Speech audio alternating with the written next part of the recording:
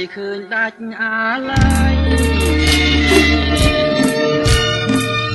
អនុស្សាវរីយ៍ជាប់ដោយរុក្ខជាតិធ្វើមិនដាច់នឹងបានឃើញព្រែកឯងទៀតមែនតែខ្លួនខ្ញុំឃ្លៀតតែចិននៅពួចទៅ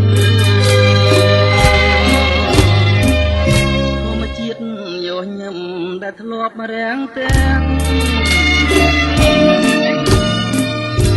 ឥឡូវប្រែទាំងទៅជាសត្រូវ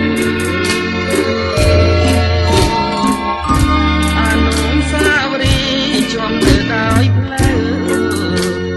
តាមហើយនេះទៅលែងឃើញព្រែកឯងទៀតហើយ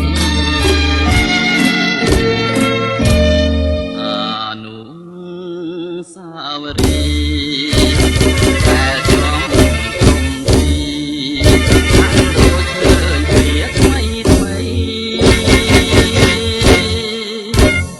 តាមឈើធំធំមានម្លប់ត្រឆេតែសំលេងតែពីអស់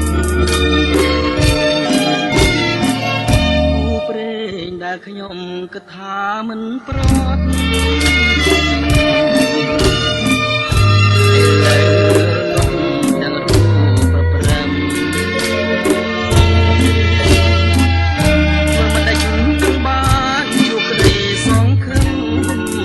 បើទុកជាខ្ញុំញញឹម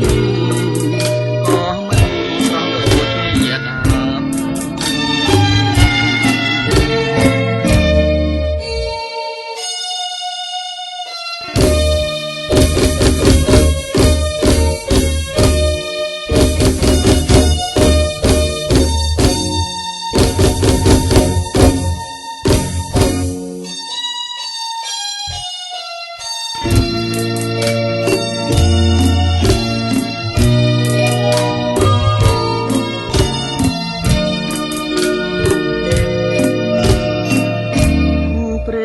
ដែលខ្ញុំគិតថាមិនប្រត់